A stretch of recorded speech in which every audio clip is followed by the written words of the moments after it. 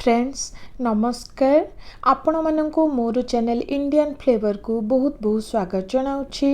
Friends आज मु आनिछि ओडिशार पारंपरिक पिठा मुग सिझा। एही मुग सिझा को जे कोनोसी पूजा पर्व रे उपवास रे बनाई परिबे। देखिबाकू जेमिति खाइबा पई मध्य बहुत स्वादिया। निश्चित ट्राए करिबे। आशा करूछि आपण माननकु पसंद आसीबो। जदि भल लागे गोटे लाइक करि देबे। नुआ थांती तो आगु नुआ नुआ वीडियो देखिबा पई चैनल टी को सब्सक्राइब करबा को भूलिबे नहीं। तो चलंतु रेसिपी टी को स्टार्ट करबा। एठी देखंतु मुग सिझा पई एठी मु नेछि गोटे कप हेबो मुग डाली प्राय 4 रु 5 घंटा पई बतुरी नेइथिली। भल भाबरे बतुरी जाईछि। एठी गोटे कड़ाई को नेछि मुग को भल भाबरे छाणी कड़ाई रे देई दबा।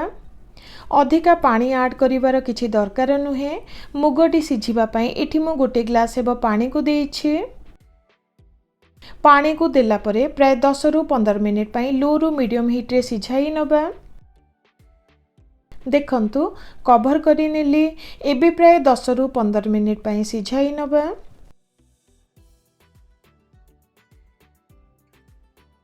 फ्रेंड्स देखंतु प्राय 10 रु 15 मिनिट पई सिझाई नेली। प्राय 60 रु 70 भाग सिझी गलानी।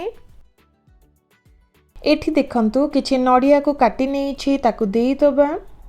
ता सहित किछि अळेच ओ गोलमरीचर गुंड को नेछि जहा द्वारा बहुत सुंदर टेस्ट ओ बास्ना आसी थाए। एठी देखंतु गोटे तेजपत्र को देउछि। ता सहित स्वाद अनुसार लूण को दबा। फ्रेंड्स एबे भल भाबरे सब को मिसाई नेउछि।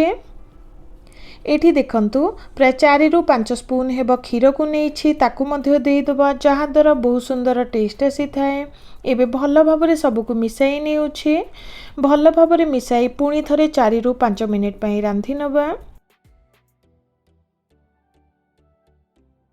फ्रेंड्स देखंतु प्राय 4 रु 5 मिनिट पई रांधी नेली। मुग सिझा टिके बहलिया हेबा को स्टार्ट करलानी। एबे सेथिरे गुड़ को दबा। एठी आपण माने चीनी को मध्य देई परिबे। गुड़ द्वारा बहुत सुंदर टेस्ट आसीबो। एठी देखंतु स्वाद अनुसार मो गुड़ को नेछि। एठी प्राय गोटे कप हेबो गुड़ को नेछि। मार्केट रे जो गुंड गुड़ मिले से गुंड गुड़ को नेछि। गुड़ को देला परे भल भाबरे सब को मिसाई नेउछि।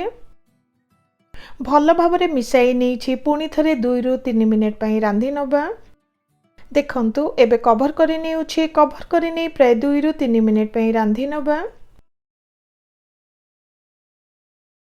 तो फ्रेंड्स देखंतु वर्तमान हमर मुग सिझा रेडी ही गला। अधिका गरम करिवार किछि दरकार नुहे। एबे हीट को ऑफ करि दबा।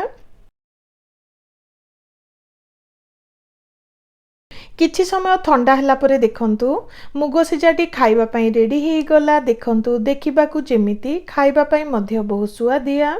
एबे गोटे प्लेट को काढी नेउछि। तो फ्रेंड्स देखंतु जे कोनोसी पूजा पर्व उपवास रे बनाई परिबे। पिलांको ठारू बड़ जाए समस्त को पसंद आसीबो एही मुग सिझा।